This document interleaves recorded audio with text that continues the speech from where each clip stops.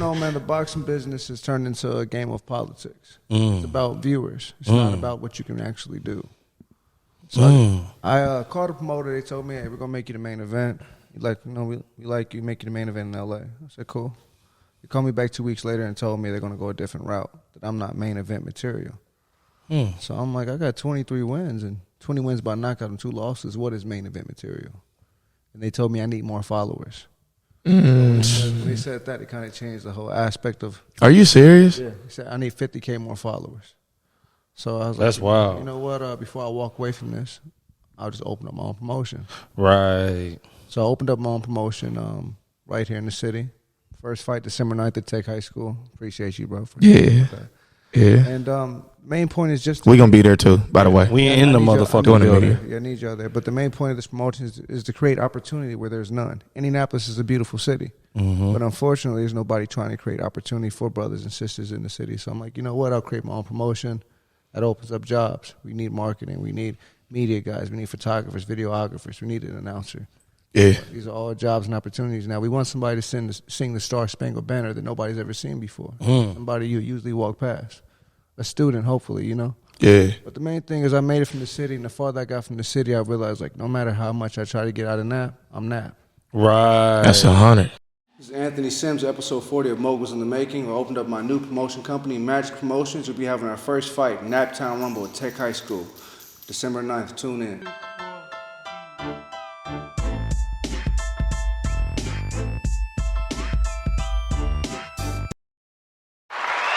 Yo, what's good, world? We back. Another episode, Moguls in the Making, episode 40. I'm your host, Catch a Bag. And you already know what it is, man. I don't even know if I got to say it no more, but I ain't even going to. I'm going to say it myself today. I ain't going to let the computer say it for me. But you know what it is, man. Your most This lovely, is the your longest most gracious, intro. Your most lovely, your most gracious, your most handsome, your most whatever y'all want to call it. He got a longer intro than a boxer dude coming into the ring. Geek G, a.k.a. God K.A. Hey, I'm glad you said that today because, hey, you didn't know what they called me, did you? Yeah, did you know that they called me T. Mayweather?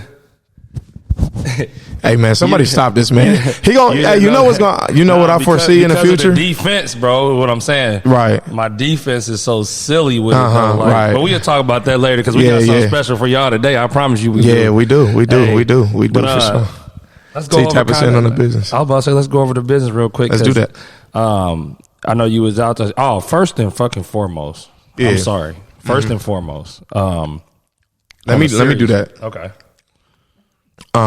Yeah, first and foremost, man, this gonna be a special episode for y'all, but first and foremost, man, RIP to our guy Devin Williams, man. He earlier this morning, man, he got killed, unfortunately, man. And he you know what I'm saying, just a solid dude, man.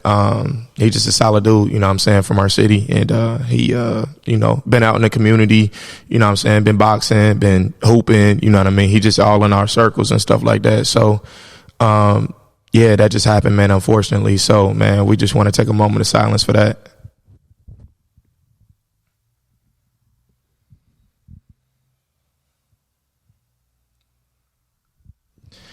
All right, y'all, man. So T, go ahead, man. You can I wasn't done with that. I wasn't done. We're going to also say happy birthday to Omari's pops, man. Straight up, man. You know OG. Happy birthday, big dog. Happy birthday, dog. But nah, business-wise, man, it was kind of cool today because Omari actually took off because, you know, his pops actually passed away. Rest in peace, his pops.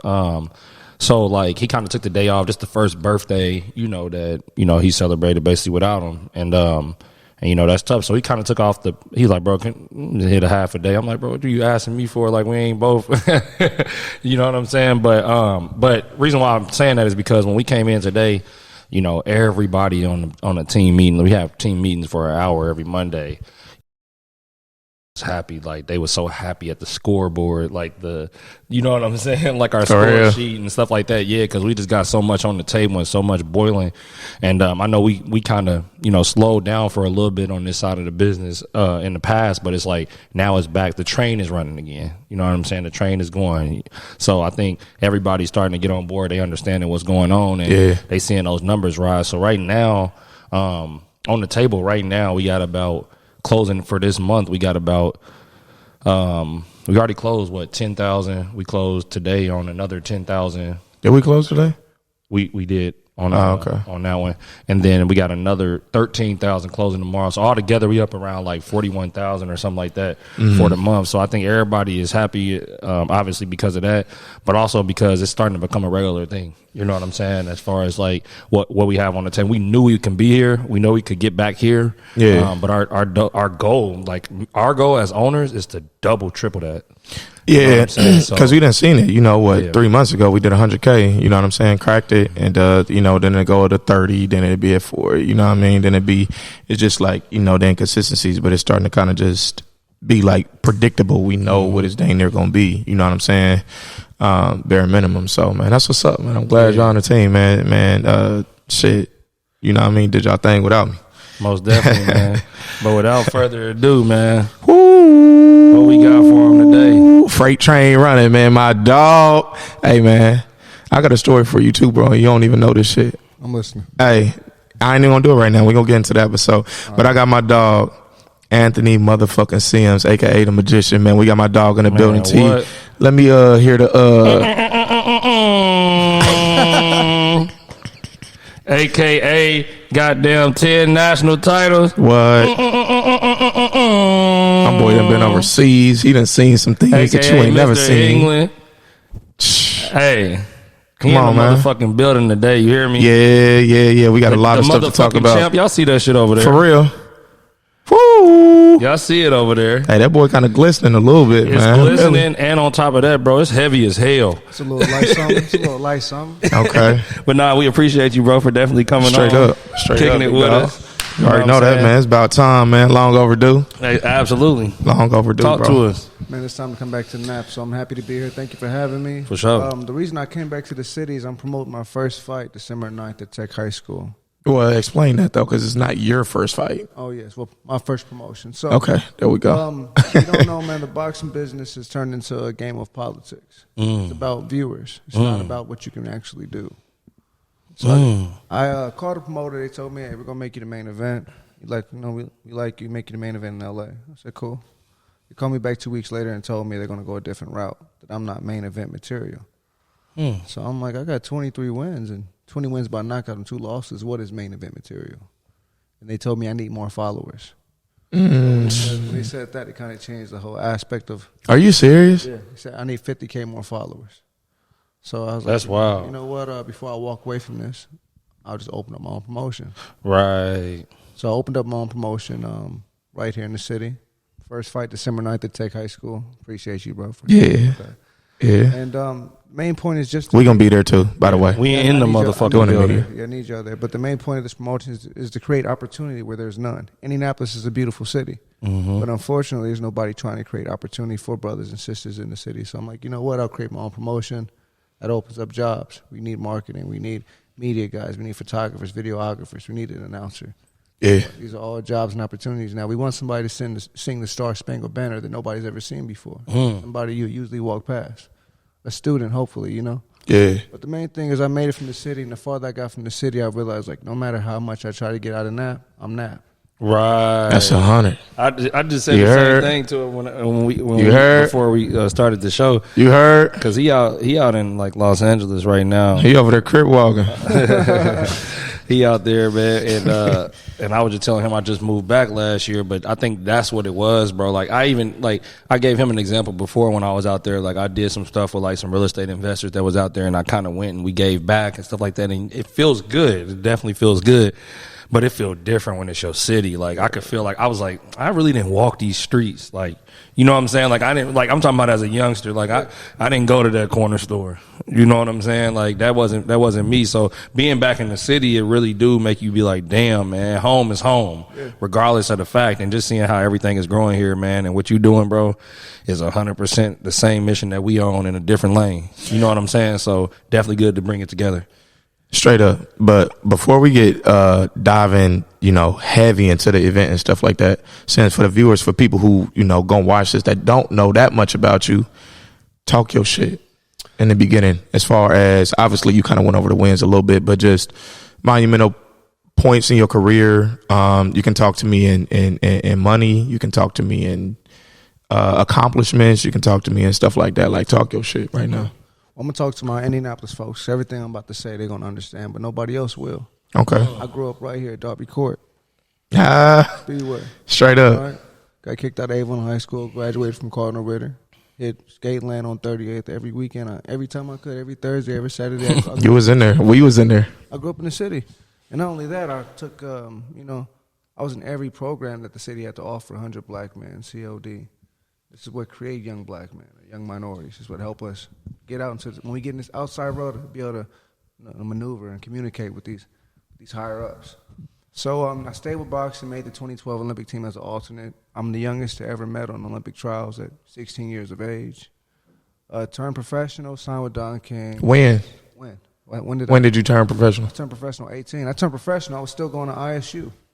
Going to ISU, studying, getting my majoring in business to be a business management. And, man, I was training every day, just to turn pro. And just stayed with it, moved to Vegas, moved all over. Never thought that boxing would take me from Riverside, Park, all the way to England. Yeah. So it's just, my main thing, too, is, man, people feel like they're not going to be shit because they're from the city. My whole thing is don't let your location dictate your destination. You can be from the city and be everything in L.A., New York. It's all about resources, capital, and your relationships, but you can't burn them bridges here because the city's too small. Like you're saying. Exactly. Yeah, we had a conversation earlier. So it's just like, teaching these young men how to be men and not burn the wrong bridges. Teaching them how to handle their money. Teaching them how much to pay a manager, how to pay a coach. Exactly. So, me coming back around, it's not just an opportunity for me to fight. I get to fight in front of all my family, but in the same, I can teach these young brothers, hey, don't do this, don't do that. Don't let this person take this percentage. Make sure you write this off. This is a write-off for your taxes. Right. You know what I mean? So let's yeah. Okay. All right, we got a lot to unpack. T, I'm going to let you go first. Nah, I got a question for you because you say you went pro at 18. Yes, sir. But I heard before you had went pro at 18, bro, you body slammed somebody in the ring one time, bro. You a big dude. Yeah. Like, I pause real quick. He a big dude, though. Like, I stood up to him today. I was trying to show him, my defense. With He's trying to show him the Philly shield. I got He hit him with the Philly. Yeah, you know what I'm saying? But nah, for real, though. You body slammed somebody in the ring before, bro? You got disqualified? Yeah, actually, I was fighting in Armenia. Yeah, man, I was fighting in Armenia. I said body slam. Hold up. Yeah, I was fighting in Armenia for the Junior World Games, and he called me a word I didn't like too much about 2 or 3 times. So I picked him up and slammed him. What did he call you? Called me a monkey. Damn, Oh, for real? did he? I thought you was about to say nigga. He called you a monkey? A monkey. Damn. I heard that they don't really like us out there. No, to be honest, man, I've never been called a racist term outside of United States except for Armenia. For real. Yeah, when you go to other places, they really they appreciate your flavor. Yeah, oh, absolutely. straight up. No, yeah, for sure. Yeah, for we sure. got swag. You know what I mean? Too much. This flavor and just skills pay the bills. Everything, it's like just the matches of flavor. Yeah. Being from Indianapolis, unlike any other place. Man, I say the same thing.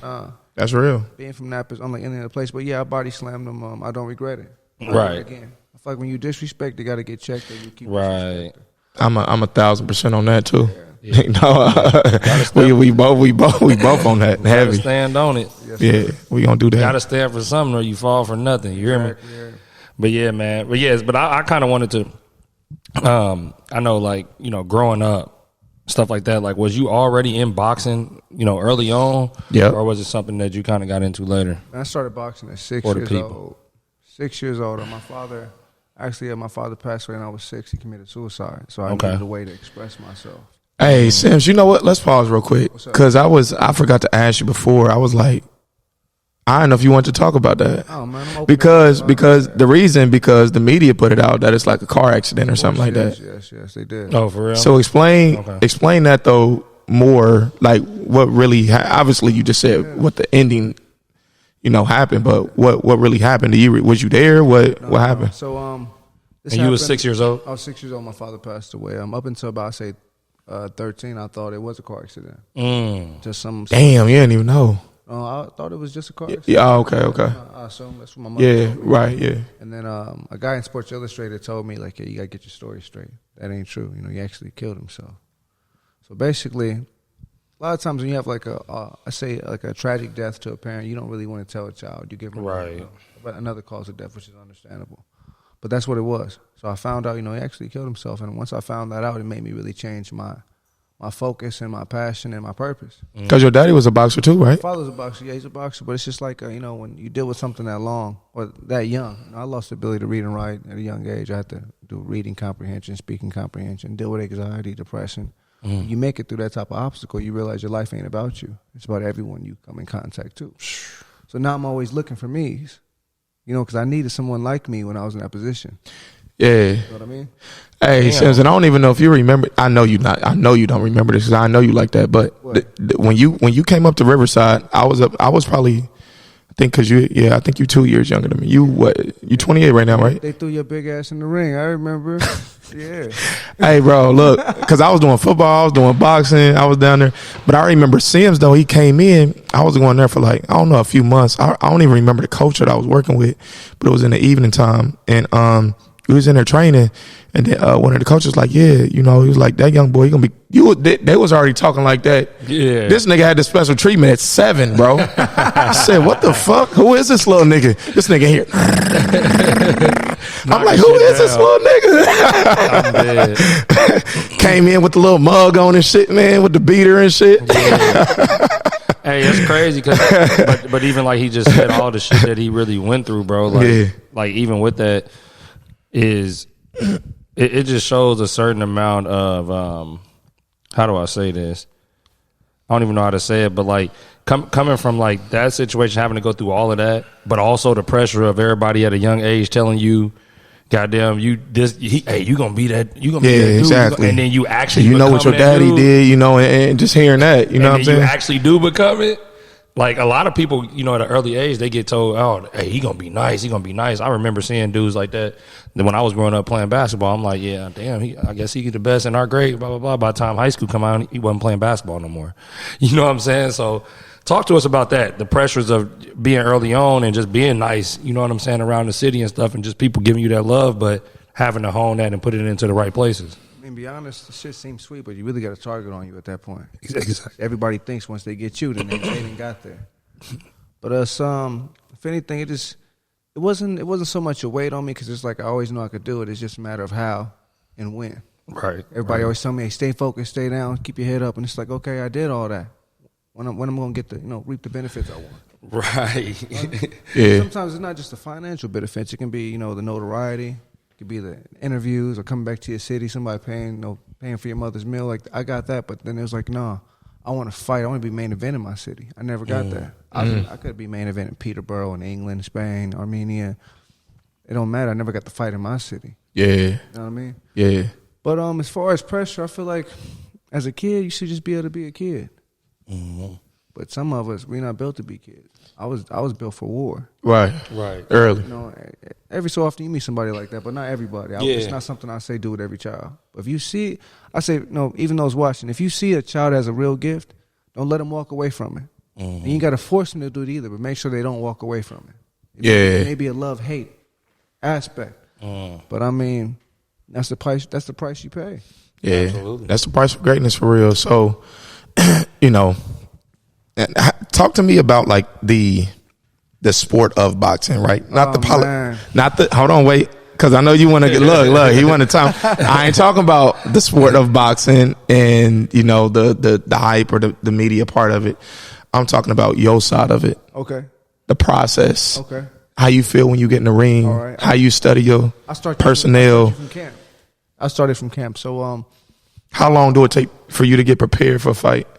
What's the thing? You got to stay ready, so you got to get ready. Top order. You always try to stay in shape, stay active. At least 4 or 5 weeks away from being ready. Right. Okay. But man, it all starts with some oldies. Mm-hmm. When I find out who I'm about to fight, I'm throwing some Al Green or some Isley Brothers, some Bobby Straight Walker. Up. Something chill because my mind got to be at a frequency I can operate and think at. Like when you're trying to practice a move, you can't practice it too fast. You got to practice it slow because practice don't make perfect. Practice makes permanent. You got to take your time and practice that shit till you get it right. So boxing, I take my time. I look at the film. I go into the gym already knowing what I want to do. My lady drive me to the gym. I'm wrapping my hands, getting my mind ready because I'm about to go into This is first day. This is day one. Day one, it's no emotion. Mm-hmm. It's just like a set of things I need to conquer. I don't speak when I work out. When I work out, I lose about 10, 12 pounds every day. I work out. What you mean? I swear. Because you go that hard? It's just because like it's not even a passion. It's like another realm you step into. The person I'm right here talking to you, this person don't exist. It's not that. When I go to the gym, no. Exactly. This person, he's gone. This is the same thing. So it's a killer in there. It's a killer. Yeah. I can turn them on. When I go to the gym, I turn them on. It's time to leave, I turn them off. But it's just like a calculated kill. It's a difference. Yeah, it's like a what do they call it? Like an assassin. Beyonce got the Sasha Fierce thing. What do they call that? Man, we not comparing. Just hear me out. Hear me out, Sims. Hear me out. I ain't comparing you to Beyonce. I'm saying, what is that called though? Can y'all help me, bro? Alter ego. There we go. Oh yeah, different personality. Okay. But it's just like perfecting the craft. Repetition. It's like you can't force this. Boxing chooses you. You don't choose boxing. It's like a shot. You can't force the jump shot. It's going to bounce off the rim. Right. You got to really finesse everything. So it's just like going to this boxing knowing it's not physical. It's really finesse and perspective. Mm-hmm. And just, the more weapons. Chess. It's chess. Chess, but a lot of people playing aggressive 100%. checkers. You know what I mean? A lot of boxing now is aggressive checkers. It's not chess no more. You know why? The ring is too small to play chess. Now you got to play aggressive checkers. You got to fight. Right? Was that on purpose, you feel like? Well, that's what comes into the whole aspect of boxing is changed, not the politics. Okay. Like actual boxing. Yeah. Like actual basketball will never really kind of change. Football won't change. The point system, how you play it won't. But boxing has really changed. Like the point How though? systems and all That's of what that, I'm you saying. mean? The point system. How they grade? Yeah. Basketball and football, it won't change. It'll always be like, a touchdown is 5 points, extra point 1. Right. Well, a touchdown, 6 points, my nigga, but it's all good though. I've been going that long. So Yeah. 6 and 8. And you actually played football growing I played up too. football. It was cold. Okay. Is it like boxing though? It's completely changed. Yeah. The rings are smaller. The point system is based off who's most aggressive. Like a dummy could walk forward all day. Right, and just taking it, just be even though they ain't really landing nothing or hitting nothing. No. It looked like you got a lot of activity going on. Sometimes perspective it can be greater than facts. So the way it looked, they really think this person is winning. But Now you doing all that, but you ain't even really landing nothing. I didn't watch telly fights like that lately, bro. I'm not gonna lie. Where I was like, damn. Like I'm like, damn. Like, did he really just win this fight? Yeah. Like one of the prelims. What was that one I just watched? With Spencer. What's his name? Crawford. Eric Lubin, Crawford. And I think it was. I think that was their fight. Erickson Lubin, yeah, probably. I can't remember. Nah, that. you talking about the Crawford and Spencer fight? Is that what you talking about? Nah, what's dude name? Canelo. Canelo. I was watching Canelo and Charlo. Yeah, it had Erickson Lubin on it. Before. Oh, okay. Fight Yeah, before them or something yeah. like- and dude, I said, did he really just win that shit? How? I mean, with him, that was actually scored, I think, right, because he fought off the back foot. But boxing isn't based off who throws the most punches. The winner isn't who throws the most punches. Who throws the most effective punches. So that's just from here to here on both sides. Body shots don't count. That guy's throwing a whole bunch of body shots, right? But it is damaging, though. It is, but it's the difference between damaging and then points. And the judge is not looking really at the damaging shit that's not really. No, it don't matter. It's like calculated power points. That's cool. But the best thing you can throw is throw a punch, a straight punch. The judges see the head pop back, so they all click the clickers. At the Right. same time. If they don't click the clickers at the same time, they either don't count, or if they see your head pop up, they're gonna count a punch for you. Count a punch, hey, that guy's getting off. So even if you damn near get barely hit and you go like that, sometime you might get a punch against you. Like a lot of times I roll punches, so it looks like I'm getting hit, but I'm catching the punch with my hand. Right. But these 3 judges, it looks like I got hit. Oh, my fault. They 3 judges behind me. It looked like I got hit. So I'm used to this mic just like sitting up. Right, I know. Yeah, Yeah, that's how we usually have them too, bro. Yeah. So you know what I mean. But people don't understand the boxing, man. Is some aspects that people don't even have any eye. Like even just the training camp. Training camps are hell. Yeah. Usually training camps are worse than the fight.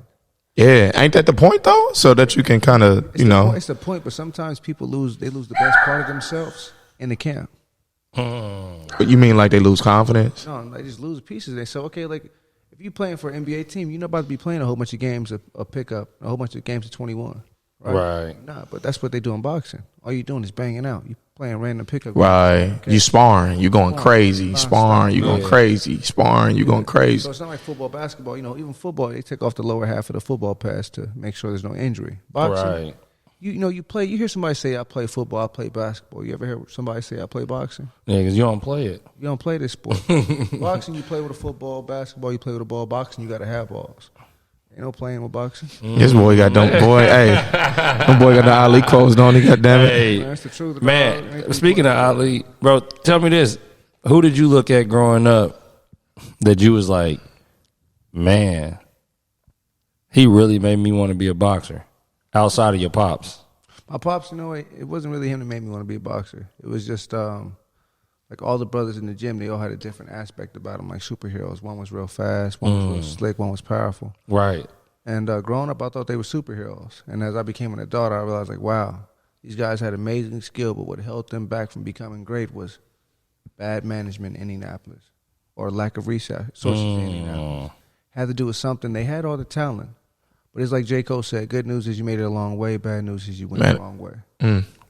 Right? So the good news is you've been training, you've been listening, you've been executing the game plan. I'll start writing this shit down. But Facts. This nigga done said some shit. All right.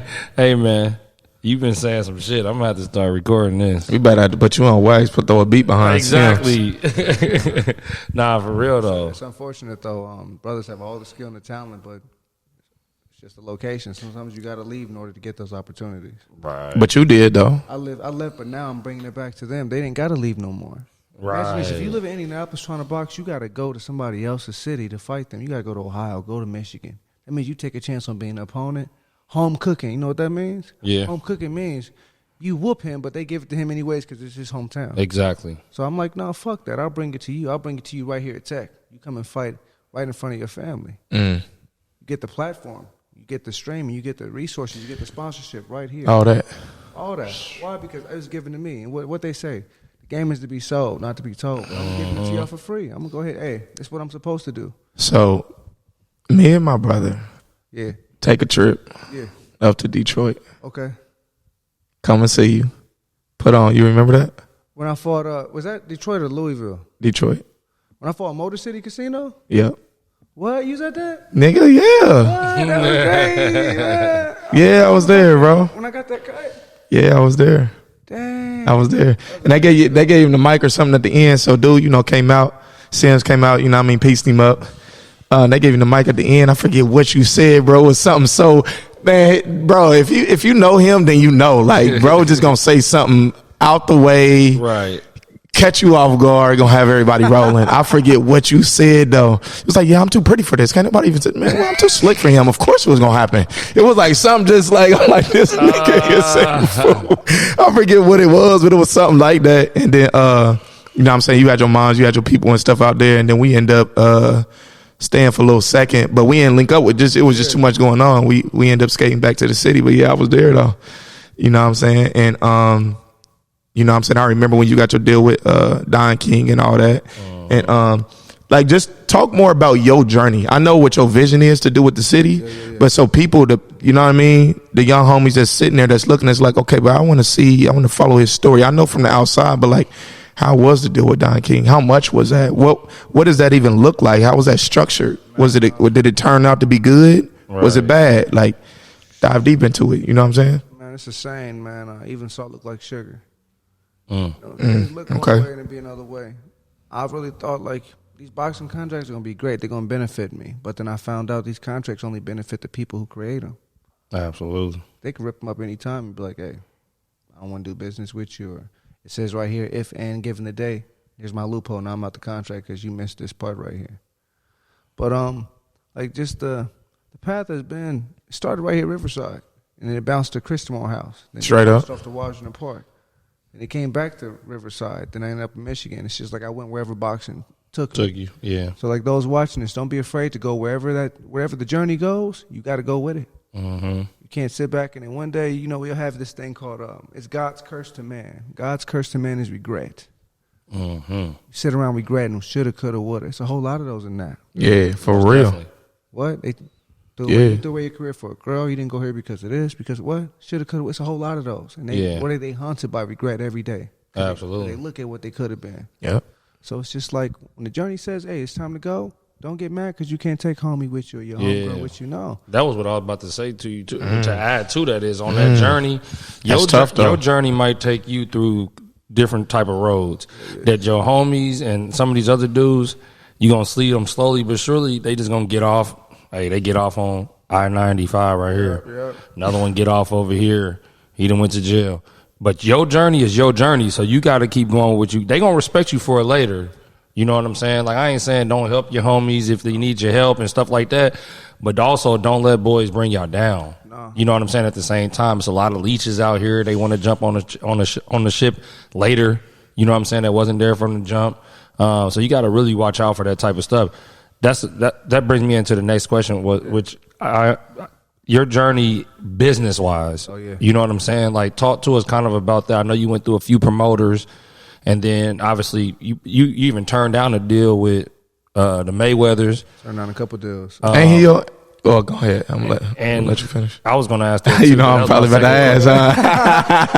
Is he his cousin? It's coming, yo. Yeah.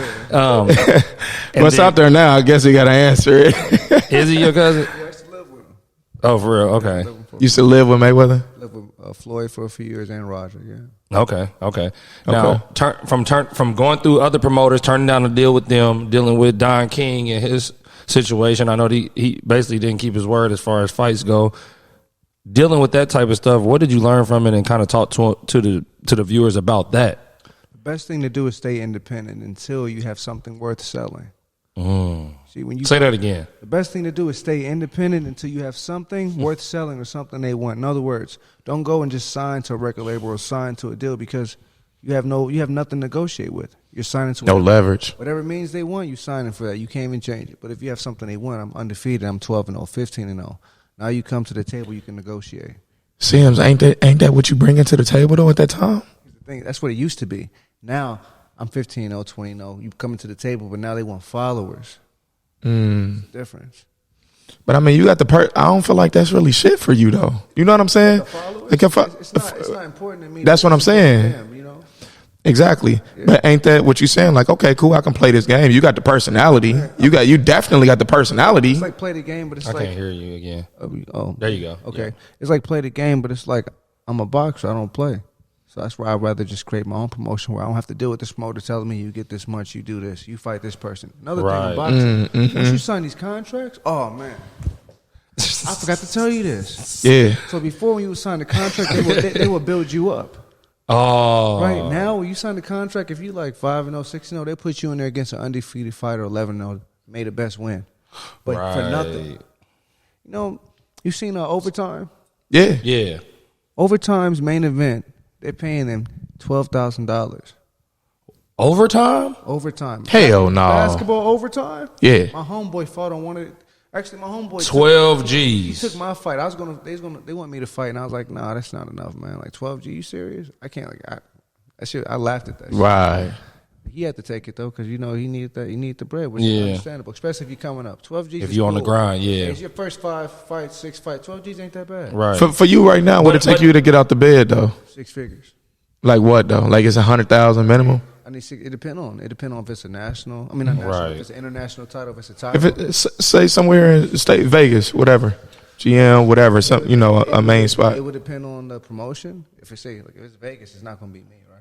Yeah. If it's in Vegas, it depends on the promotion and the opponent. Right. So like I had signed a fight before I fought for the WBO. I have 2 losses, right? My first one is against Angulo. I was the opener for the 2019 Super Bowl. I already signed my second fight to fight Canelo. I had signed a contract to fight Canelo, but after I lost that fight, they ripped the contract up. What? Yeah, so it's like you're not in charge. After seeing that, I'm not in charge of anything. I have no control. I was like, I don't like this. The way they can just throw me out, just act like I didn't exist. Right. I lost that one fight. Y'all didn't see me for 2 years. Why? I'm sitting here trying to figure out, like, what's going on. Nobody's calling me no more. I'm not on TV no more. They took down my billboard. They ripped up my contract. I lost all my sponsorships. What's next? They didn't do that to Marshawn Lynch when he lost the Super Bowl. Right. All I did was lose the Super Bowl. I went to the highest peak you can go to in boxing. I fought for the world title as the opener for the Super Bowl. Why is it like that in boxing, though, bro? Let me just ask you this, because even with the people that's up there where they got like 30-0, they 29-0, they 22-0, and then they go in there versus another undefeated. Like, they scared to fight the other. Now it makes so much sense to why they don't want to do it, to fight the other. Yeah, like something like that. Like, now I understand why they kind of be shying away from fighting that person that they maybe should fight. Is because if they do and they lose, then what? Well, a lot of times they got to go through the situation that you just said, right? Ain't no money there. Their situation is completely different. They won't fight. If once you get up there, there's no reason you shouldn't be fighting these top fighters. Right. Once you get there, there's no excuses. You can't turn your collar down. But that's what fighters are doing. But I feel like that be happening, though. That's what I'm saying. Why? It happens because they're scared to fight. You think they scared to fight, or they scared to lose that undefeated tag? Because if my thing is, if you're a fighter, I don't know, I might be different. But if I was a fighter, nigga, I'm like, that's the whole point in fighting, is to fucking see who the best is. You know what I'm saying? See who the best is. So you get to I'm the not championship, scared to lose anyway. What fight do I go in saying I might lose? Or a basketball game, I go in and I say I might lose? Because it may be the repercussion. Like at a team, you go in, you lose that championship. A lot of times, you coming back the next year and you're going to boom, boom, boom. They can rebuild. A lot of fighters losing can't rebuild. A lot of fighters losing can't bounce back. But I'm saying, though, since when you having 23, you right there. You know what I'm saying? You're there. Well, it ain't even right there. You're there. I got 20 knockouts. There's a reason they stay away from me. If I was a bum or rumple bum, everybody be calling me out right now. I got a great record. I'd be a great building stone. No. I'm high risk, low reward. Right. So basically, you saying niggas are scared. It's like, I mean, basically that's what it is. Nah, seriously. So when you were sitting down for a couple years, right, trying to figure out like, okay, how do I maneuver this space? What you come up with? You just start like calling people out and shit. To be honest, like, man, I started pointing the finger at everybody of how I got in that situation. Because my coach, he tried to leave the day before the fight. He got mad because I wouldn't give him a high percentage, all types of shit. I'm in the corner asking him, like, what should I do? And he's squirting water in my nose, talking about, you should have made me your manager. Because he wanted the extra 15%.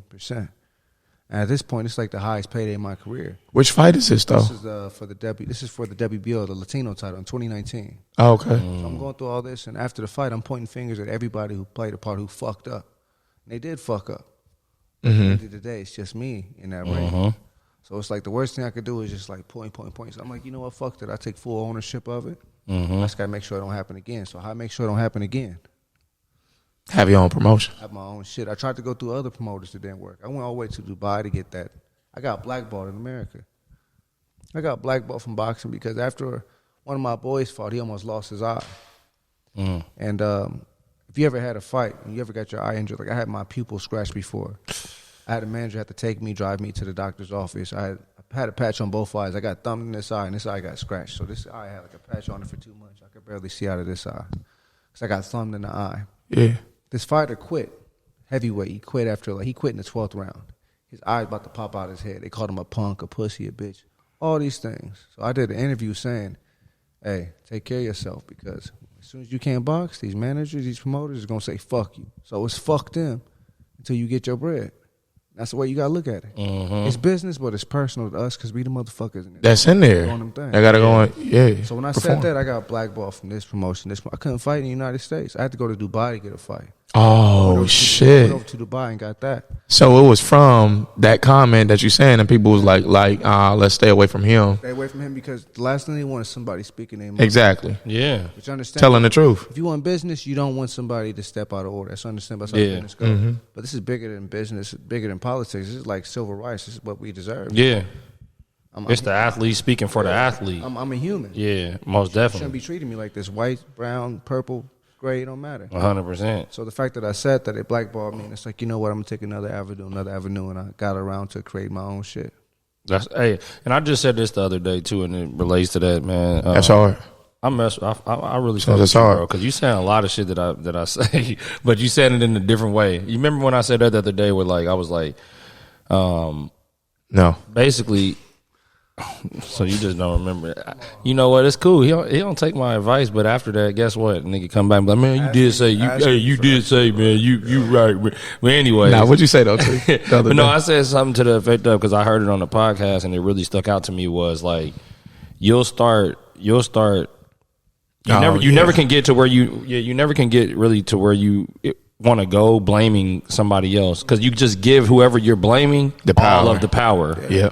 You get what I'm saying? Instead of blaming yourself or making yourself the focal point. So like how you just said right now, basically, shit, you was blaming everybody else. So you basically kind of giving them a leash to you. You know what I'm saying? By blaming them. For what?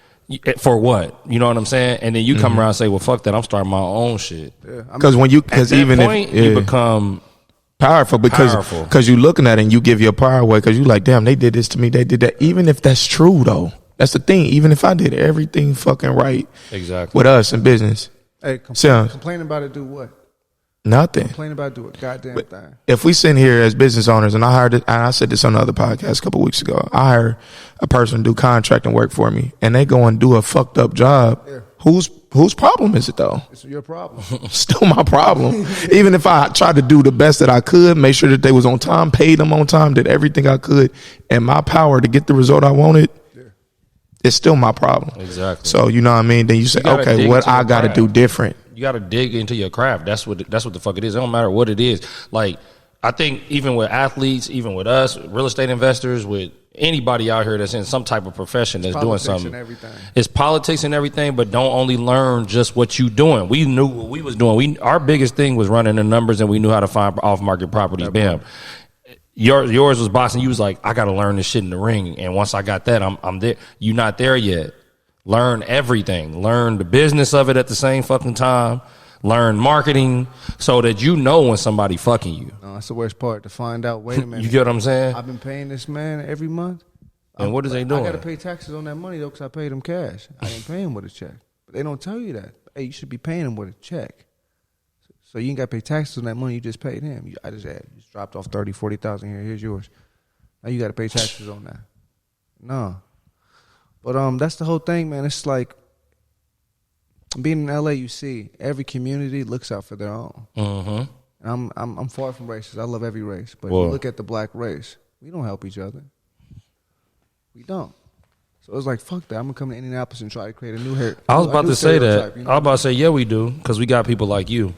And we got people like us. Nah, seriously, that's like we unapologetic about helping our own people. Like we ain't saying we racist. We ain't saying that we don't do business with other races or nothing like that, because we do. Yeah. But I'm unapologetically looking out for your people, looking out for my people, because everybody fucking else do. Yeah, it's not even a wrong thing. What's weird about it? Like, it just is what it is. So for us, I know that's a big part of the reason why we started throwing events and stuff like that. But like, bro, you are doing that. So, you can't say that no more. Black people is fucking helping black people. And it is starting to change. You know what I'm saying? It's starting to change in little increments, but you know what I'm saying? We 400 years behind. You know what I'm saying? We got to not even just, it's a lot of, mental and just things that you don't even know that you don't know. You know what I'm saying? Like, you so far behind, the nigga, you done got lapped 5 times, and you think because I passed you one time that I'm ahead. Nah, nigga, you behind 4 laps. Yeah, you know what I'm saying? What's the city called? Circle City. Yeah, exactly. Fuckers doing laps around each other in competition don't know. Like, hey, shit, I'm actually behind you. I just overlapped you, but you really beat me right now. Right. Yeah. Right? Yeah, right. Bro. It's a lot of that though. But like, so as far as your promotion, like, in business wise, obviously it's ownership, right? But at least talking to somebody who might be a boxer right now, or who might just know the game and they might be coaching or training, and they maybe want to open up and do something there in their own city or something like that. Versus seeing kind of how some of the fighters got to go through a different path, and they like, look, I got connections, I can do something like that. Like, what's things that you want to make sure that you put in place for fighters so that they can, that they really get everything that they deserve? You know what I'm saying? Yes. Exactly. So with my fighters, I'm doing it differently than what you do with most fighters. Most fighters, you charge them a fee to get on the card. I'm not charging them to get on the card. Or usually you make them sell tickets to pay for their purse and for their opponent to cover everything. I'm not making them do that either. They sell tickets. You sell what you sell, but it's not pressure on you to sell. Y'all guys ain't fought in 3 or 4 years. Right. The main thing is to teach them. Your manager, let them get like 10%, no more than that, because them percentages start adding up. So boxing, usually managers get 30%. Damn. They get 30%. Not mine, though. I made sure that wasn't a thing. But, hey, managers going to take 10% instead of 30 and have one coach instead of 2 or 3, because your first coach is 10%, your second coach is 8, and your third, your cut man, maybe 5 or 3. But that's 30% management, and then your coach. That's damn near 60% or something. 50. That's why boxing is it's like a slave sport, because all these percentages people are walking away with. Right. Until you sit down and tell them, hey, this is the percentage you get. They have to accept it. They don't walk. So right. My fighters, so you know who really with you from the jump too, because it ain't about the bread. You ain't making a lot of bread off the jump. That's how it is. Anybody wants to start, you want to become a boxer, fight these little smoker fights. Build yourself up. Don't be in a rush to get there. Enjoy the journey. And once you're ready to make that step, call me. I'm trying to put everybody on the city, but here's the thing. Even though you're from the city, some people not going to get on. It's just unfortunate. That's how the business go. Either you got it or you don't. In the boxing business, I can't make it look like something you're not. You're gonna get exposed if you ain't ready. Hey, you feel me? If you can fight, you can fight. If you can't, you can't. If you building and trying to get there, I can work with that. But the main thing is just give brothers opportunity in the city. You're right here in that. There's no reason why you shouldn't be fighting. You should have to go here, and here.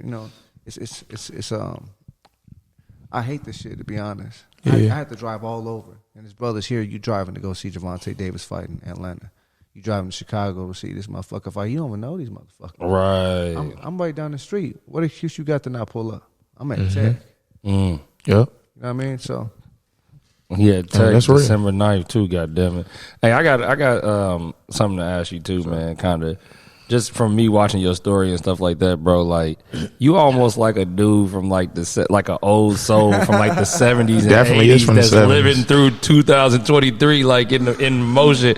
Have you always been like that, bro? And where does that come from? Like, it's kind of crazy. Like, you just said you listened to fucking Al Green day one camp. Like, nigga sit back just cool as hell with a goddamn afro pick in. Swear to God. On the skates, spinning around. Exactly, going bro. crazy. To be honest, I'm a product of my environment. I was in LA.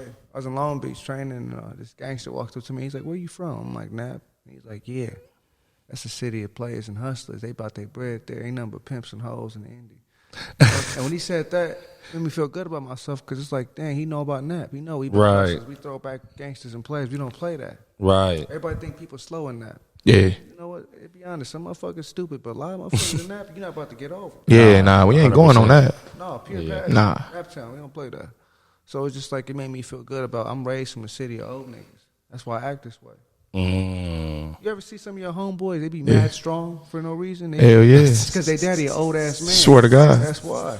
Hell yeah. For real. Know they was out there sweating like a you know what I'm saying? Putting in real work. Nah, for real. Yeah, Straight up. It's a product of my environment. You hang around something long enough, you'll become it. Shit, I'm over here on 38th Meridian at McDonald's, hanging with these old cats, Right. Years and years to see them. They go to my fire stick, they support me. But I don't know, man. I always been this way. I could never fit in. Yeah. That was just you. It's just, you know what? Pain enhances you.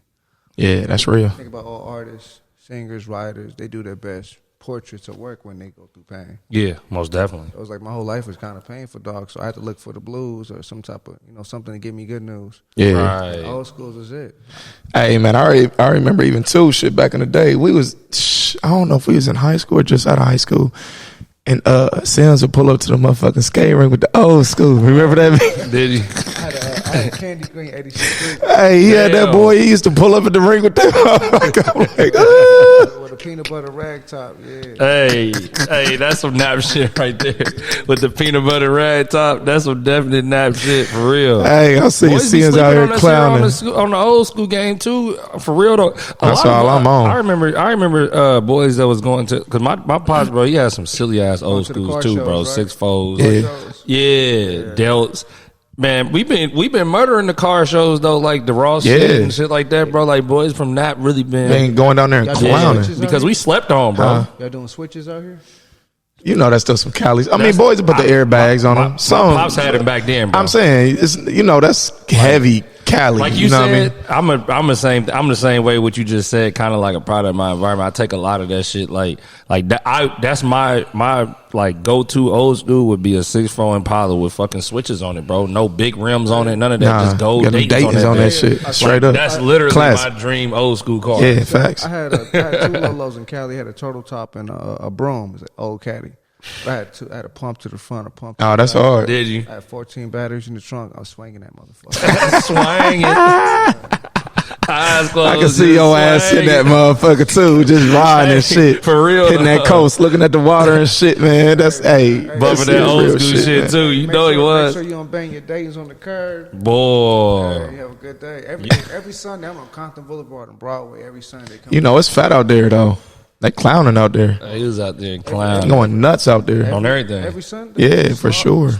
Yeah, they get crazy. Yeah. Just know where you at. Shit. Yeah, You exactly. gotta know where you at, what time of day you at too. For sure. I've been down there at night. For sure, know where you at. I've been down there a couple of times. They get active. To a little bar, like I'm talking about, like the hole in the wall joint, like Inglewood. you know what I'm saying? Yeah, like the motherfuckers got S550s on Dayton's.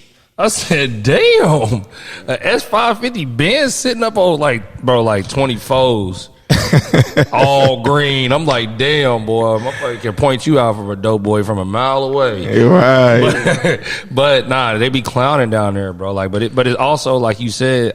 One thing about there is, bro, the black love is different there. Like you said, like you just kind of It's pride. because believe it or not, bro, L.A. California in a whole, it don't have a lot of black people out there. Yeah, as a whole, yeah, absolutely. They only when us black people think about California, bro, we just think about Compton, Crenshaw, all that shit, Long Beach. South, but outside of that shit, bro, it'd be hard to find a lot of black people out there, bro, for real, unless you then go way up north. You know what I'm saying? Look, where I live at, it's probably like a few black people, like Kane from Menace to Society. He live in my building. Damn, for real, yeah. It's like a few black people. Yeah. It's not too many. Yeah. But Indianapolis, man. He out in the hills, y'all. He turning up. He trying to be all cool and shit. You sitting over here with the belt blistering and shit. I'm like, hey, look, I might have to borrow this motherfucker, brother. I'm be honest though, dog. Put this shit on my wall, on my fireplace. Nigga act like it's mine. White people got the complexion to get the protection, okay? So I live out there by then. Ain't nothing happening over here. I'm cool. They been robbing boys heavy out there too, They man. to join the security watch. I said, you goddamn, I'll join security watch. He getting text messages and all that shit. Hey, me and my girl. For real though. Somebody just rode into the neighborhood in the black. We done chased 2 people down the street already. With Damn. Our ring cam. We see somebody by our door fucking with our door. Oh, Yeah. We hopped out and chased them down. 2 of them. Wifey was Damn, over there real doing rap, it bro. too. She was Hey, she hopped up too, like, whoop his ass. And we see him. We was like, you know what? We gonna leave him alone. We gonna give him a pass. Give him a y'all pass. gotta be cool, man. Nah, give him a pass. We need y'all back in Nap. Y'all gotta be cool, man. Saying you gonna stay out there though in Cali? Man, to be honest, I got my place out there, but I want to get something here because I know, like, this is the first of many fights. Oh, I already have a second fight planned with Yeah, you did tell me that. Talk to him about that too. Yeah, Indy Farmers Building. They already want to partner with me for 2024. So it's like, I'm going to be out here like this. I want to be constantly, not just doing shows, but the main part is being hands-on and being out here. Yeah, for sure. You know, you got to be here popping up at school as well. Yeah. That's why I don't understand, like, the Charlos and all these champs. Nothing against them, but if you're the champ, it comes with a lot of responsibility. And one of that things is being visible for the children. Absolutely. You know what I mean? Like, Yeah, you gotta be touchable. Exactly. I never thought I'd be shit until I saw Sugar Shane Mosley come in my gym and he told me, you know what, champ, you got what it takes. He could have been lying, but the fact is he came in my gym and I saw him in the flesh. Yeah. I got to see him probably a couple years ago at the Contender. Everybody thought I was Mosley Jr. I thought I was his son. I'm like, you remember me? And he was like, you look like my son, but I don't think I do. And I was like, you told me I was going to be a champ in Indianapolis. And he was like, I think I kind of do. It's irrelevant. The fact is, just being there in the flesh. I want to be bouncing Tech High School. How? I want to be bouncing all around with the belt to let kids know I'm right here from the city. Right. I walked the same streets you did, rode the same buses, went to the same parties. Yep. Ate You the can same do it. food. Did it. Yeah. It's Most definitely. Do you really want to fucking do it? Yeah. That's the question. You got to be ready to. They say die to this shit. You got to be ready to lose everything. I've lost everything trying to conquer my dream, trying to chase my dream. I lost everything and got it back just to lose it again and get it all back. Shit don't matter to me. That's so relevant on this podcast, bro. It comes up all the time, bro. Every successful person. Every successful person that come Everyone. on this fucker. Even us, shit. We talk Sure, about it bro. all the time, bro. Materialistic things, that Can't shit be come scared to lose it. I done lost that shit, bro. Sleep, people, situations, Family, Money, friends. funny thing. family, or even just like you even said a little bit earlier. You was like, yo, people even get stuck in that regret. Like it might be little shorty who you really rocking with. You've been rocking with her for 6-8 months, but you've been on this grinding boxing shit for 12 years. And now you like, you know what I'm saying? Go over here versus really continuing to chase what I got going on. You know what I'm saying? Let that shit slow. Even just decisions like that in your personal life, along with, you know what I'm saying, just making sure that you at a level to perform at the highest level. You know what I'm saying? Decisions that you make, everybody's not gonna like you for. The decision you make may be a deal breaker for them. Most definitely. You gotta go what and do what. I don't think I can rock with that. Okay. Or even boxing. Let's be honest. When you start your boxing career, you're not gonna make a lot of bread. Right. That female gonna hold you down though through it. Right. Right. Yeah. I was with a female for a while. When everything went down, when shit slowed down for me. Hey, you a bum. You need to go do this and that. What? Right. You weren't talking to me like that when I was on TV just a few months ago. Right. When I had my billboard up, when you was walking red carpets, when you getting flown overseas, that never came out your mouth. So it's just like that too. You got to really realize like who's there for you for the journey. Yeah. 'Cause that money shit, money's funny. It's like you can't live without it, but when you die, you can't take it with you. So it's a funny thing. Yeah. But I think really money, man. Money brings like a lot of evil motherfuckers. I think it just kind of exposed more who you is, bro. I mean, I know people say that too, though. For you, you are like whatever you are, money gonna make you more of that, bro. I hear it like I say it like this, bro. It's funny how everybody always say, "Oh, money changed them," or "Money changed you," bro. Money changed the motherfuckers around you. They swear to God, it changed. I'm like, damn. How am I? You never used to. That's what Meek said, right? He was like, you ain't never. He said, I'm acting for weird, but you ain't never asked me for money. Right. So am I acting weird or you acting weird? Like the first time you tell them no, they forget all the times you say yes. Yeah, that's a fact, bro. And that's another thing. Like I tell people, hey, I get you a resource. I help you get some. I help you facilitate to get some bread. What about your family? But then half the time you don't want to do it. Half the time they don't want to do it. Exactly. As a family, how do you tell a mother or a father or a brother, sister, I love you? You did you're supposed to raise me, but I'm not entitled to give you nothing. I worked my whole life to get to. You got your job. You got your own bread. Right. This is for me. If I can look out for you, I will, but don't make me feel like I owe you. That's where you cross the line. Yeah. None of you motherfuckers in here throwing blows at me. Right. I fought for mine, hands up. Right. Yeah. Nah, for real though. Yeah. That's what it is, man. It changed the people around you, bro, and they get to asking you for shit they wouldn't have never asked you for until you got money. They get to acting different, but the people that you can tell no. Wait a minute, hold up. You and my girl was just talking about that shit. For real. Motherfuckers you go out to dinner with, and if they find out you ordering some shit, they find out you paying for the meal, they order some crazy They start to order all the bullshit. But they won't order that shit if they was paying for it, right? They won't order that shit if they was paying for that shit, right? Bro, I was just out of the bar, like a little hole in the wall. This is a couple months ago, right? And then a little shorty, I'm talking to her and her friends or whatever. And I'm getting a drink. She was like, what you drinking? She was just like hinting, you know what I'm saying, for me to get her a drink, which is cool. I'm like, what you want to drink? She was like, Don Julio, 1942. 1942. I said, do you drink that by yourself, though? Like, if you come up here by yourself, will you get that to drink? She was like, yeah, me and my girls drink that all the time. I'm like, yeah, baby, I can't do it. I would have told her this what we gonna do. I said, baby, I can't do it. I would have said this what we gonna do. You buy yourself 1942, bro. You buy yourself a shot of 19. You buy Sims. yourself a drink of 1942. Then I'll buy you one after that. Sims, we was at Connors, nigga, at Briar Ripple. Stop it. 1942, my brother. Connor, I said, stop it, shorty. Relax. She didn't even look. Hey, look, man, it's another story. Sims, let me ask you though. I want you to take a second and think about this though, before you answer for real. Like, would you do this shit all over again? The same way?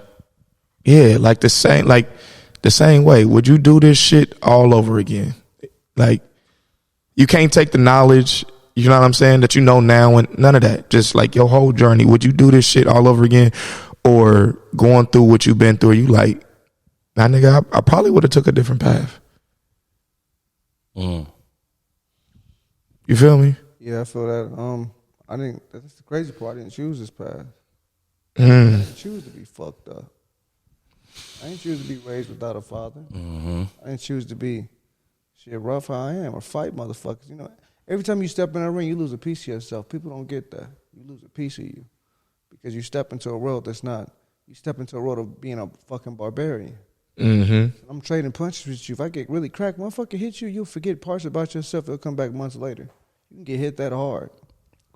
So as far as like, would I do it again? I won't wish this on anybody. A lot of motherfuckers will make it through this, dog. Yeah. It's the same. Tough times don't last long, but tough motherfuckers do. I'm only here because I'm tough. But I do it a different way. There's no other way to do this shit. If I would have did it another way, it would have been me either bending over, getting fucked, or kissing ass. It's not an option for me. Yeah. So, like, when I do this shit all over again, shit, hell yeah. Hey, it's the only way to do it, like you said. My dog. That's one I never thought of, though, bro, because like a lot of people do say, I never really thought about it like that. Like when even my life, bro, I got some weird stuff, you know, with my pops and being gone most of my life and all that stuff. But like, I never thought about it like that. That like, because people always tell, oh man, your story is, you know what I'm saying, that's crazy or whatever. But like, I didn't choose to make it that way. You know what I'm saying? Like, that's crazy. Yeah, How it you just just said happened it. like Like, this. it just Yeah. happened like that. Shit, my dad just left when I was 7. Right. Like, you know what I'm saying? Like, it did shit. I got back. Shit, I seen him again when I was 21. Right. like, you know what I'm saying? Like, so, but we're not choosing that. We didn't say, you know what? Yeah. Go and do this. Like And- life and gave you raise me these right here. Yeah, life gave you these lemons, you know what I'm saying? You turn that shit into lemonade. Facts. My thing was, you know what I'm saying, do you still think that you would have went down a path of boxing? You could have did something different, you know what I'm wouldn't saying? have You would have you could have you know what I'm saying, took that, What would maybe you have channeled done? it and did something different. You see what I'm saying? If I would have been, if I won a box, I'd have been on the news. On some hot shit, you saying? I'd have blew up one day. Boxing really saved my life. It helped me. How many boys and girls really dealing with some heavy shit? Some shit they can't even comprehend yet. Yeah. How they gonna channel it? Yeah. You just go in there and just let that shit out every Man, day. I was either somebody beating my ass or me beating somebody. It kept me occupied. Right. You get time with your demons. You get time with your demons. That's why motherfuckers to go to jail or get locked up, they don't do well because you got time, nothing but time with your demons. Men and women, we're not meant to be alone and locked up with our demons. Right. You gotta express that shit. That's the whole thing about expression. Let out how you feel, regardless of what the fuck it is. Let that shit out. And for those watching, it's okay to be fucked up, but what it's not okay to do, it's not okay not to talk about it. Be fucked up. Wear that shit. Own it. Right. I'm fucked up. I talk about it every day. Shit, I posted that bitch today. I mean, it was different though. Yeah. How I was fucked up, but yeah, for real. You are the sum total of your life's events. You can't change that. Martin Luther King said, "Life has taught me the unmeritable value of suffering." Unmeritable. I mean, you don't care. You are your life's events. You can't bitch about it. You can't change that shit. Absolutely. I wear my shit like a badge of honor. A lot of motherfuckers, they want me to put my shoes on. Yeah. You know what it feel like to fight a motherfucker every day? Right. Imagine going to another hood, fighting some, like the best person they got in their hood. That's what I did since I was 6. My mom dropping around to different hoods. Who you got? My son will whoop your son's ass. I put $100 on it. Now she betting $200, $5,000, $10,000. Now she paying for a whole week's. I would go fight for the tournament, right? She'll pay the hotel the whole week through. It's an elimination tournament too. So if I lose, I'm out. Right. So if I lose, I'm stuck in the room with her. She tell me that shit, you better whoop his ass, because if you don't whoop his ass this whole week, I'm whooping your ass this whole week. So it's just like, I was built under pressure. I was made for this. But the thing is, everybody's not built or bred for this. I didn't choose it. Yeah. I was designed to be this was another time I'd be a gladiator. Right. I'd be a warrior. Right. That's what I was built for. So no, you don't choose your life. You don't choose your parents, but you dictate who you want to be. I'll put it that way. Yeah. You don't choose who makes you. You don't choose your environment, but you can choose where the fuck you want to go and who you want to be. That's There's facts. warriors out here, boy. Hey, Facts. and NAP is full of all the facilitators and all the people you need to be successful. 100 Black Men, COD, Dr. James Bland, Yep. Ron Jackson, Steve Jefferson. All these brothers ain't no kin to me, but I'm closer to them than I'm closer A lot to of them. Hey, yeah. He ain't blood, but he cuss. Right. You know what I mean? I'm closer to him than I am my own family. And how many of us we really need a black role model? I didn't realize how much I needed once I became my own man. And it was like, damn, I was really fucking up. Right. Right. Exactly. Yeah. Just not by having the men in the house to teach us. Like, Yeah. hey, Yeah. be honest, the best way to go about shit, young man, is don't lie to this female. Be straight. Right. Oh, Be honest. Like those are the little Keep it 100. things that Just we shit like when that. we was little, bro. Like, You know what I'm saying? And just having your mom is not gonna get. It's not gonna. It ain't gonna it's get certain there. different shit. Like my mom, bro, did a lot, bro. But having that, like you said, that black man there, bro, to do that part right there, Yeah. the little shit. Like when I look back, that's the one thing I do look back on, and I be like, God damn, like if I just had just that little nudge Yeah. right there, it would have been over. I don't know what I done. It's like a father figure. People should tell me, damn, I feel so bad for you. Your father died. so sorry to hear that. I didn't know why until now.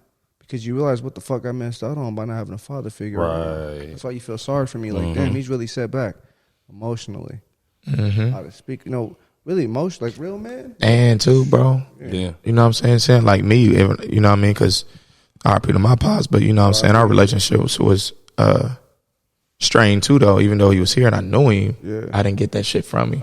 From 0 to probably 6, I did. He was there. He was in the crib. You know what I'm saying? He having me look at shit. You know what I'm saying? It's a couple grades ahead of me just so I can be familiar. He like, you ain't even gonna be able to comprehend it, but just get used to it. Right. So when you get there, it's gonna come and be easy to you. So I get in school, I'm sleeping in class. I wake up.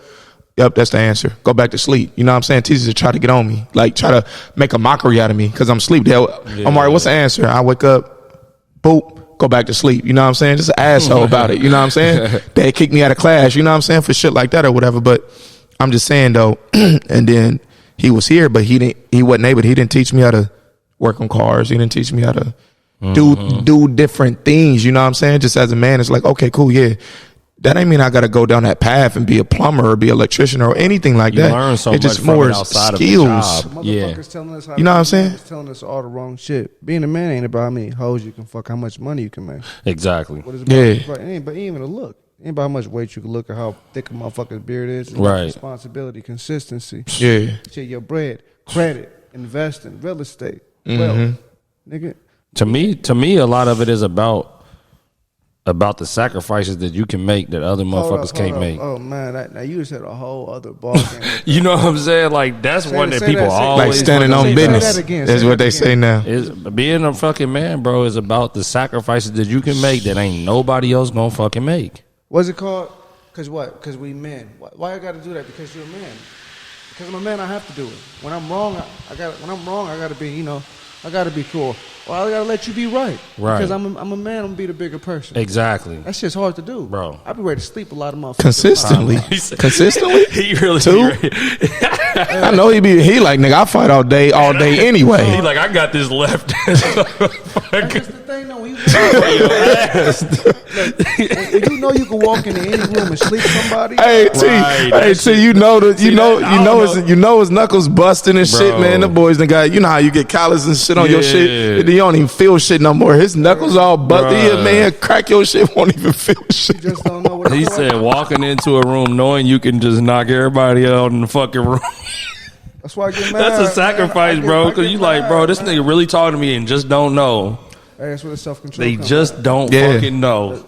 Self-control it is. Another reason why I want to be here with boxing. Yeah. Motherfuckers may not be a world champion with boxing, but it's going to teach you skills that'll save your life. Discipline, self-control. When somebody pop you in the face, you can't pop them back. Right.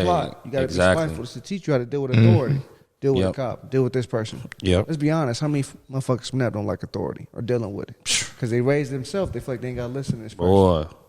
They hurting themselves. That's what sports teach you, boy. It teach you all. Humble you in that. Sports is so synonymous to life. Oh, man. Who you telling? Yeah, you know what I'm saying? To humble you or just help you understand it's a time and place for everything. Wait, so you said you didn't have your pups growing up either? No, I didn't. I mean, like, shit, you know, that's shit. 70-80% of us, you know what I mean? For my real. dad was in my life. I'm not saying he wasn't in my life, but in prison. You know what I'm saying? He was. So I'm not saying that. Like, I would get it from when I go up. He said, I said he wasn't in my life, but in prison, nigga, he wasn't in your life. Like I felt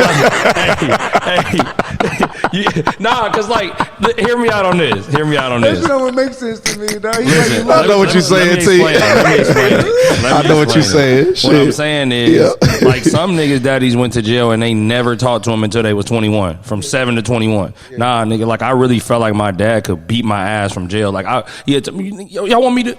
So I got about 13. I'm like, wait a minute, this nigga, what are you gonna do? Nigga, the guard right up, guard. Come on, I'm out of here, nigga. Nah, gonna tell me you gonna do something to me. Hell no, you ain't. But nah, for real though, like that's what I mean by that though. But like you said, all the small things, all of the things that you really need, I didn't get. You know, and I think that's just a part of being there. So now with my son, you know, certain shit, I'm like, damn, this is a lesson time. Like I'm like, damn, this is when I used to be. Oh, okay, let me give him this. You know what I'm saying? Like right away, I'm like, shit. Because shit, I could be gone tomorrow. Not, you know what I'm saying? Like, he 8 years old, shit. What did he get from me from 1 to 8 right now that he gonna remember? Shit, or what you leaving him? You know what I'm saying? It's but outside of what I'm leaving them. Yeah. You know what I'm saying? Like, what did I give him? And that's always going to be the value. Carry on, the character, you know what I'm saying? All of that is what he actually going to take and roll with. That's fucked up, though. You know what I'm saying? It made me think about how many dads pay. They pay for their time. They're not actually there trying to. They not. Their dad in jail, They prison, still putting you on game and spending time with you. Motherfuckers live in the same house, walk past their son all day. Walk right fucking might as well be in jail.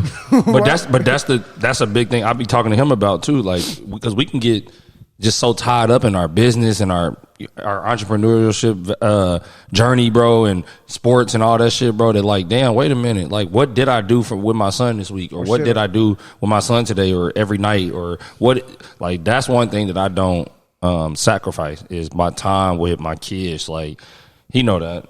But, like, as far as that goes, it's like, bro, I can't be that type of, that shit weird to me, bro. Like, I don't see how men can do it. I really don't see how they can do it, bro. Like, where they just walk right past. It's like, nah, I'm gonna still go get that bag and I'm gonna still go get this wealth, but I'm gonna have to take it. It's gonna be a little harder for me because I'm gonna spend this time exactly. with, you know what I'm saying? Yeah. With my kids and stuff like that. But I bro, that's 100% because I know a lot of rich, like, some of my friends that I went to high school with, bro, that like, man, they daddy in the house every day, bro, and they don't know they daddy. Mm-hmm. A lot of times women like to take out their like they really don't know them. Yeah, you know what I'm saying? For like, real. They don't know my dad, but they don't know what they in, what school, what they into, none of that. Or they let their relationship with the mother dictate how they treat their son. Exactly. Their kid, you know Yeah, exactly. No, they get ugly. You gotta have your own. See, and switching gears though, man, you gotta give me your What's up? You gotta give me your top 5 ever. Boxing? Ever? Hit me with the top 5 And ever. right now. Okay. Marvin Hagler, James Toney, Sugar Ray Robinson, Mike Tyson, George Foreman. That's your 5? You ain't got Ali in there? But I said Ali. Nah, you didn't did. say Ali. Ali definitely, he'd be either 1 or 2 because, I mean, what he stood for outside of boxing. Yeah. Yeah. It was bigger than he was bigger than He boxing. said no, and the whole world shut him down. They blackballed him from boxing. And he came back. Oh. Got that bitch again, didn't he? You know what he was doing the whole time? He was a magician going to school doing magic tricks. Was he? He wildin'. That sound like some Ali shit. That do though. sound like some. Run your 5 again though. So we can know now. Hold on, real quick. A lot of people put Roberto Duran in there Oh, I too. forgot about him. Let me run it back again. Muhammad Ali, James Toney, Roberto Duran, Marvin Hagler, George Foreman. Okay. I like Mike Tyson too, but it's like if I have to pick, I pick George Foreman. Over Tyson. Over Tyson. I pick George Foreman over Tyson because like George Foreman, shit he did was wild. I mean, Mike Tyson did some wild shit too, but George Foreman took a dog that was, a police dog in the 70s that they was throwing on black people. He took that dog to Africa. They hated that. When he fought, when he not Africa, when he did the Thriller in Manila, those Africans, man, they hated when they saw that. Bring this dog, this police dog. He's walking around with it. They hated him. Take guts to do that, and him coming from. I gotta watch his Netflix special. Then Hey, it's been crazy though. I'm a little bit through it, but yes, for real. Yeah, Foreman story. Every boxer, they have something to fight for. It's not so much poverty, but it's a purpose. Yeah, it's a trigger. Whether it's mama not there, daddy not there, I'm trying to get picked on. Or shit, Ali, something to hold on to. Came from a nice middle class family. Right. Exactly. Yeah. Even me, like I didn't grow up in like a poor house. What I lacked was emotional care or like someone to talk to. Yeah. But unfortunately, like that's a common thing in black families. Hey, don't bitch and complain. I take care. You got a house. Mm-hmm. You got food. Right. Exactly. Back, but it's like, okay, I need more now. I need you to. Yeah. To love me. Talk to me. That's hard too, bro. You know what I mean? Yeah. That's hard too, as a parent, just there every day because you can't. But you gotta be again another sacrifice. You gotta sacrifice and realize that, oh, this is a fucking kid that I'm talking to. Like their emotions are on a whole different type of level. Because I find myself yet. doing that, bro. I find myself being like, yeah, you know how much I fucking do for you, boy. You better. You know what I'm saying? Like, but then I'm like, damn, that's when that it's a comes balance, back. though. When I was a kid and I didn't get it, it's a balance though, too. And I think you do a great job of it though. Us growing up, it was just a different dynamic. You said I do a great job. You do a great job of it though. You do a great job of it, Brody. You know what I'm saying? You get your flowers. You get good dad props. No, it's cool. You know what I'm saying? You got that boy, bro. Shit. You good dads until daddy even died. Daddy was a good daddy. For real though. For real. Get them flowers and you ain't here no more and shit. What's your top 5 right now? 0. Chance, talk You to don't us, like bro. none of the fighters right now. Crawford, yeah, that's it. Talk to us. That's the only fighter you like, period. Fighter I watch, period. You don't like Canelo. You don't like Tank. You don't like cool, but- Boots. You don't like. It's cool, but it's like this. I like to see a different flavor. All these fighters are just spin-offs and throwbacks of Floyd or. Oh, okay. I see what you're saying. It's imitations of what you already You seen. don't see no Roberto Lorenz. You don't see no Sweet Peas. Shakir Stevenson. I like Shakir Stevenson. And, Stevenson slick, boy. Yeah. He's thick. He's like our current David Whitaker, the closest thing to it. He's slick. He's Like, slick I as shit. not just the boxing. I like the personality of these fighters. I don't like the personality of them, so I can't really get behind them. Right. That's the difference between, I say, old school boxing and now. Right, for sure. It was for something. Fans was tied to the personalities, the characters. Yeah. Right now, it's a lot of like promotional, and you know what I'm saying? I'm going to talk shit. No character, though. Yeah. You're not- Yeah, that's really who they They're are. just trying to sell, and it's like, Yeah. you realize, damn, I'm really not for it. Maybe your boys is, but Yeah. as far as a ticket seller or a sponsor, they don't want to see that. Right. Yeah, a lot of it now is to, you know what I'm saying, like, you know what I'm saying, just talk your shit. And It's a circus, man. It's an entertainment business. Yeah. You understand But you right though. Right now, I really don't know nobody Do you that feel stand like- out. That's like, yeah, they kind of all. I do, though. I like Boots. I ain't going to hold you. No, I like Boots. I like too. Boots. I like Boots. a I lot. like Shakir Stevenson. Yeah, I like Boots a lot. I like Tank. I do feel like Tank is different. I feel like hold up. Tank I'm is. tripping. I Yeah, feel like Tank Tank is my nigga. is like Mike ish. You know what I'm saying? But Oh yeah, Tank ain't no taller than this couch. yeah, he's short as hell. Hey man, that dude. Hey, bro. I fuck with Tank. I ain't gonna. You don't fuck with Tank? I do if I can find a motherfucker. Oh, No, I know Tank though from like Hey Tank, Sims need that fight, man. What's nah? I know Tank. He was in South Just Carolina talking at the shit. Junior Olympics together. He stayed with real. Floyd. Don't. Okay, so how does that go? And because you said that you stayed with Floyd for a few years, right? Yeah. Do he do that with all the cream of the crop of people who we think is going to kind of be next? Because I heard Tank stayed with him, Adrian Broner stayed with him. Like, what is that? That was after I stayed. Adrian Burner kind of had a crazy characteristic. So He kind of. Bronner's my homeboy. But actually, you know what? There's a dude on the card. He used to train with Bronner. His name is Sedan Scott. He's fighting on my card. I'm signing him. Oh, for real? Okay. Man, he's cold. Is he? He's actually just giving Devin Haney the hands probably a few months ago. That was sparring. Yeah, they got a video of them sparring. What's his name? His name is Sedan Scott. Haney, we about to go pull that Ooh. video. Haney God will damn work. it. But the thing is, he's like an old school Aaron Pryor. He's real awkward. When you don't know history, it repeats itself. Nobody has seen this style in 40, 50 years. I see what you're saying. Yeah, but as far as staying at Floyd's house, like, I could stay with him because I moved in with Roger Mayweather when I was like 13. I moved in with Floyd Mayweather Sr. when I was 13. Okay. Moved in with him, and he's like, "You can't live over here. I got too many bitches." Straight up. That's what his daddy What said. his daddy said. This motherfucker 50-some years old bringing in these young hoes. Going nuts. So he's like, "You can't live here. You got to go stay at Rogers." So I went to stay at Rogers, and Rogers like, "I don't give a fuck what you do. Just be at the gym every day at 5:30. AM? Oh, 5:30 p.m. Oh, I was about to say, The fact is, damn. I'm 13. You don't get that type of freedom to a fucking 13. Oh, I see what you saying. He said, Yeah. I'm You not give going a to be fuck. around during the day. You can do whatever the fuck you want to do out You there. don't give a fuck what I was doing. I'm Damn. just walking. I'm all outside in Vegas. So every year I would come back for a semester to do school. My mother. That's what it was. I'm like, this nigga be gone and then not. Like, maybe we just didn't cross. But when we cross paths. But it always seemed like it'd be a lot of space in between. But that's because you was gone, though. So my mother had this. She had this plan. Every year you're gonna come back for one semester. I'm gonna dictate if you're ready to come back yet. I want to see if you're mature enough. If you're where I want you to be at. If you're not, I'm gonna send you back. So I would come back for football season, and she'd be like, "Nah, send me back." I come back, nah, send me back. And you was in school out in Vegas? I'm doing online school. Yeah, I did actually read that about Yeah, you. so I'm You not- was on the fucking computer with you, having the laptop with you I'm on everywhere. a laptop outside with the homies running. Yeah. So I'm like, I really want to go back because people don't understand Vegas is a smaller California. Yeah. It's just a place for people to get in trouble in California. They bounce to Vegas. Yep. So I'm like, you don't really want to be there no more. She's like, go back again. So I went back, stayed with Floyd for a little bit. He gave me a contract. I didn't really like it. What was it? It was a professional boxing contract. It was just like no guarantees. It's cool for other people, but not for me because this. I take this as a craft, not as just some fucking hobby. So you feel like he just threw some shit out at you, just like, yeah, sign this shit. I mean, it's the thing. Floyd, You know what I'm saying? Floyd is Floyd, but There's only going to be one Floyd. So he's only Right. worried about himself right now. It's understandable. He's not worried about trying to put another fighter on. You got to make sure he's taking care of him. That's cool. So the contract he gave me, it wasn't what I wanted, but it's like, you know what? He did everything he's supposed to. He let me use his gym. Listen, what was on the contract though? Some bullshit. I'm gonna say this though, like it was some bullshit, but like good things happened. Like I became good friends with 50 Cent. He flew my mom out to Armenia for me.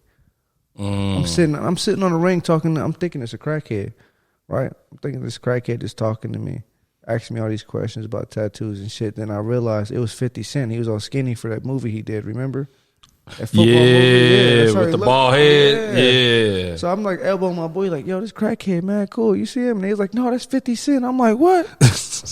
I'm like, why'd you tell me? I've been talking to you for like 40 minutes. 50 Cent.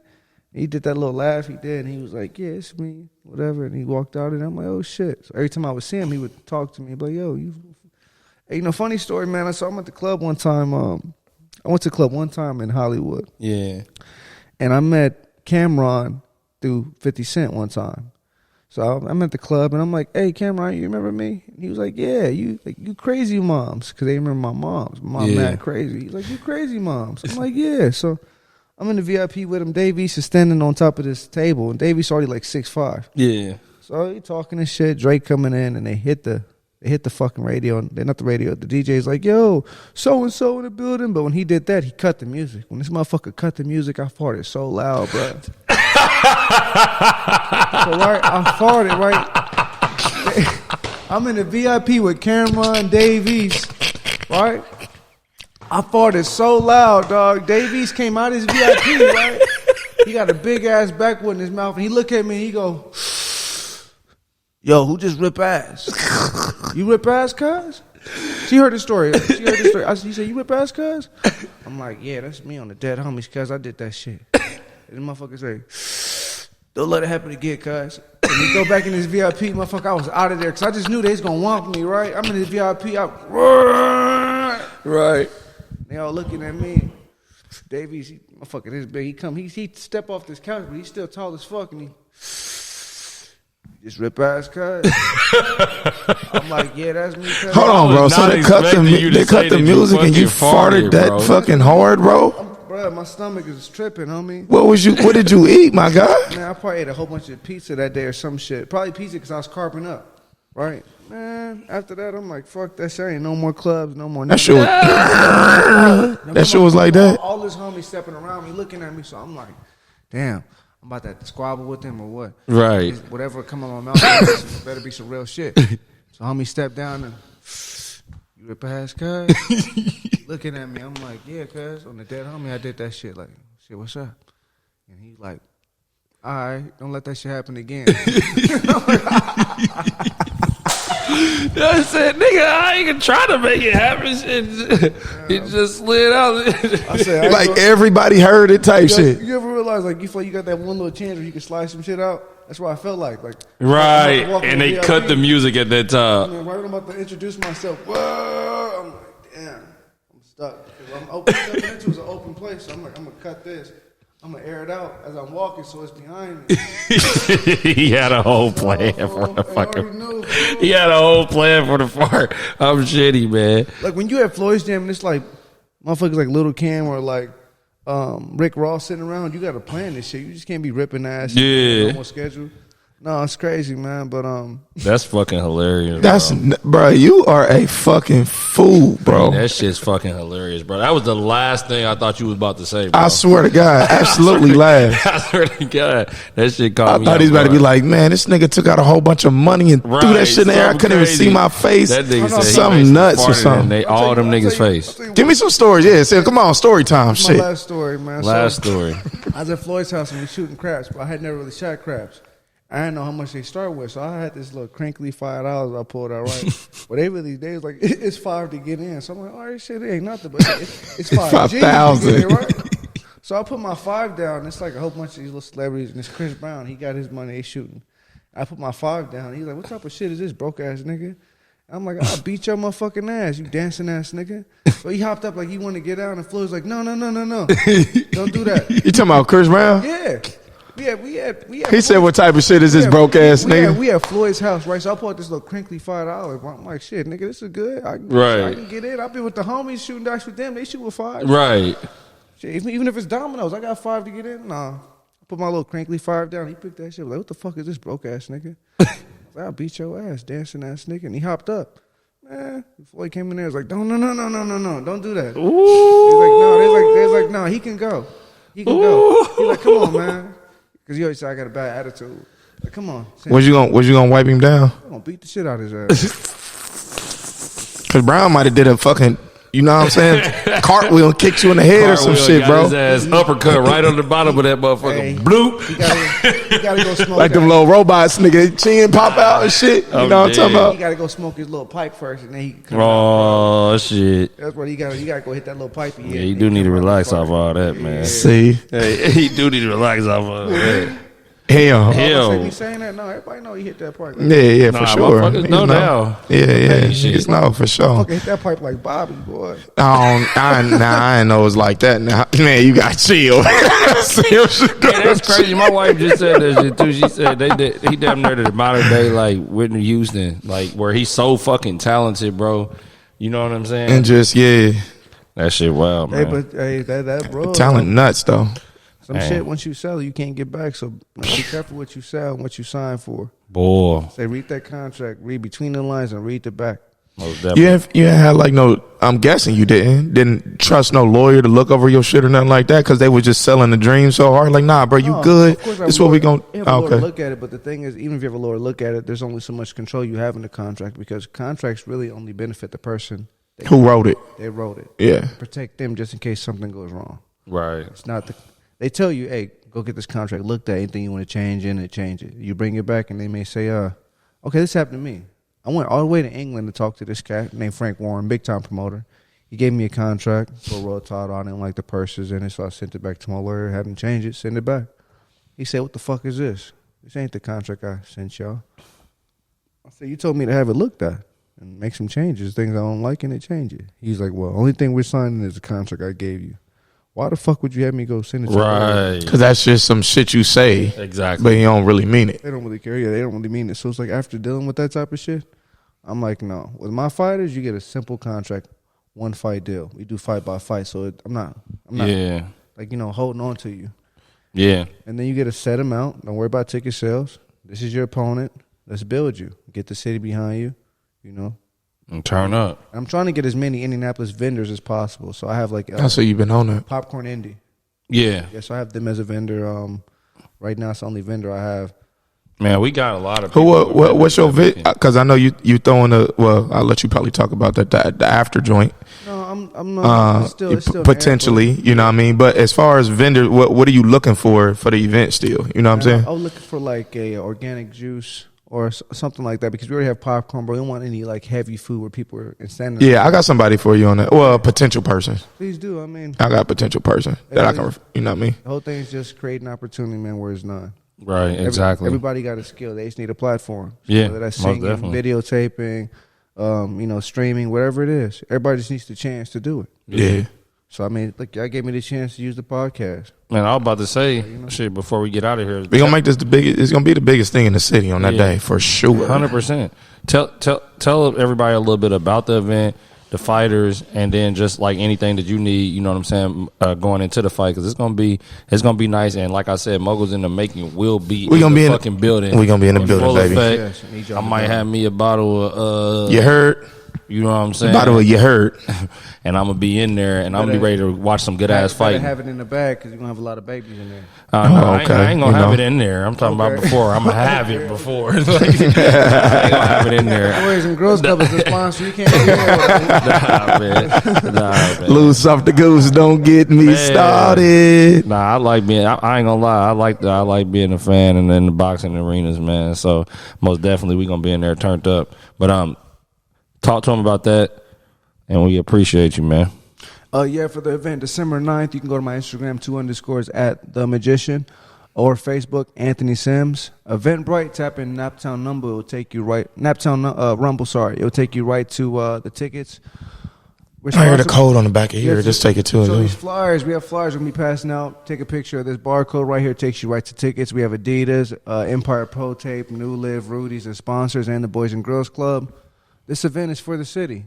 That's what's up, Indianapolis man. is a beautiful place, and it deserves. I feel like it deserves better than what people be giving it. Most definitely. You know what I mean? Yeah. Naptown. We all Naptown born. Hey, You hear me? Mike Straight up. Epps, every time Mike Epps step in LA, he always call me like, nephew, come to the show. That's the top of love, Naptown. Mm-hmm. You know what I Yeah. mean? Yeah. So it's like I want to return that same love, like Naptown. Mike Epps made me not be ashamed to be from that. Yeah. You know, unfortunately, sure. I had to lie to get my first opportunity. I had to say I was from LA or say I'm from another state in order for anybody to be like, all right, he's moving around. Right. So I don't want that no more. I want you to be able to say, hey, I'm from Nap. Yeah. Right. People like, oh, okay. I just fought on this card. I just fought on this. And this thing is, this card is going to bring a professional platform. Not no bullshit. Right. It's a big ring. Real judges. Real marketing. Real, live TV. This is the real deal. Indianapolis deserves this, and it's like, shit, who else going to do it but the magician? Most definitely, man. I heard man, that. We just happy and grateful to be a part of it. The city, I know they're going to be grateful for it. I can't wait. And this the first of fucking many. We saying it right here, right now. Hey, man. The second one, we're really planning on that. 2024, we're looking at the Farmers Building. The city's right here. I don't got to go nowhere. You got a potential date or month, for the even 2024, to say? maybe possibly March we're looking at, but if anything, we may have something before that. We may have something in February. You want to do something All-Star? Nah. I ain't saying as far as that event, Yeah. but I mean, just maybe- you got plans for. Maybe getting out here politicking, but as far as like an event, nah. It's like I'm not trying to make this a competition. It's Slide just- over to our event, man. What y'all got going on? We got something going on. Say less. Hey, me and the chicken will be there. You heard? I hear you. Yeah. I hear you, We in man. there. Well, I'm gonna give a shout out to my baby Channing Gerardo. okay. You know, behind every black man is the police. Damn. Hey, that ain't even a pause, but I gotta pause that shit, T. Pause. Hey, for real. Hey, no, but hey, good solid woman, man. Keep your ass in the house, buckle down, and focus on you. Man, most definitely. That's 100, man. Hey, since working at, well, you already said where they can find you at. Anything else? You got any other parting words, wisdom? Y'all say a broke clock is right twice a day. Just because you're wrong don't mean you can't be right tomorrow. And Damn. just like that. Hey. Episode 40, Moguls in the making. I'm your host, Catch Your Bag. Oh, I got this knucklehead with me. You know who he You already is. know who it is, man. And I'm not wrong once a day. I'm right every fucking time. And just like that, We out.